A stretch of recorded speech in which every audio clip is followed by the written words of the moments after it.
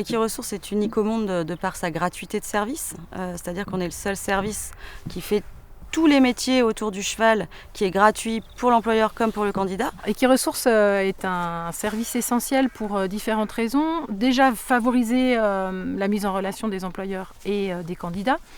C'est une filière qui marche en général beaucoup par le bouche à oreille, mais des fois ça ne fonctionne pas complètement. Donc ça permet à beaucoup de gens de faire ce lien. Et comme on est un service plutôt bien suivi, on a la chance d'avoir la capacité en fait, de mettre de l'humain en fait, dans cette relation-là. Donc du coup, ce n'est pas juste un site web de transfert de candidature. Equiresources est un outil pédagogique, puisqu'au-delà de notre site internet et de la gestion de la bourse à l'emploi, on accompagne aussi les futurs candidats dans leur démarche, jusqu'à se déplacer dans des établissements scolaires, leur présenter la filière, les chiffres de l'emploi et surtout la façon de présenter des candidatures via le CV, les entretiens, etc. Savoir se préparer en fait à rencontrer un employeur, et son premier employeur je dirais, et savoir se mettre en valeur pour pouvoir se faire embaucher. On a un panel de candidats suffisamment large entre des jeunes qui sortent des études et des gens qui aujourd'hui se reconvertissent, puisque c'est quelque chose qui est réel, hein. On ne fait plus le même métier toute sa vie. Certaines personnes veulent tenter leur chance dans notre filière. On essaye de mettre en garde ces gens-là de par la dureté et la pénibilité de nos métiers.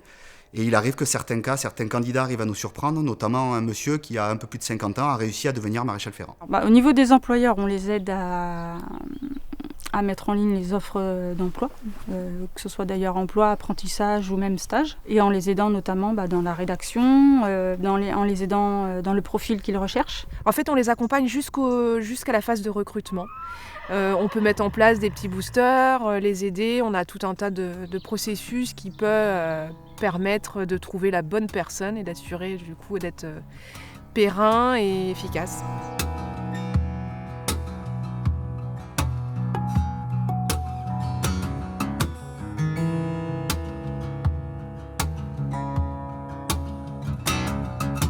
Au niveau du trot et plus largement au niveau des courses, il y a une certaine méconnaissance de ces métiers-là et de ces disciplines. Et du coup, c'est vrai qu'on travaille beaucoup là-dessus avec ma collègue Élise au galop sur vraiment faire découvrir ces métiers, cette discipline, pour pouvoir faire tomber certains clichés qu'on entend beaucoup trop et qui parfois empêchent certaines passerelles de se créer, qui pourraient se faire notamment avec le sport.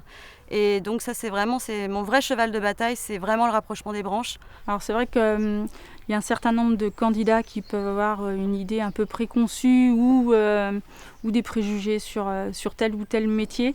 Et c'est vrai que notamment quand on est sur des phases d'information ou d'orientation, je recommande beaucoup aux jeunes de faire des stages dans différentes structures et pas notamment se cantonner à un secteur qu'on connaît déjà plus ou moins, mais d'essayer d'avoir cette ouverture d'esprit qui permet d'aller s'interroger et aller visiter des structures différentes. Je vois par exemple beaucoup de jeunes sont orientés centre équestre. Eh bien, on les incite à aller voir ce qui se passe aussi dans l'élevage, dans le trot, dans le galop, pour qu'ils puissent découvrir justement l'ensemble des métiers qui existent dans la filière et qui potentiellement sont susceptibles de les intéresser et de correspondre aussi à leurs compétences.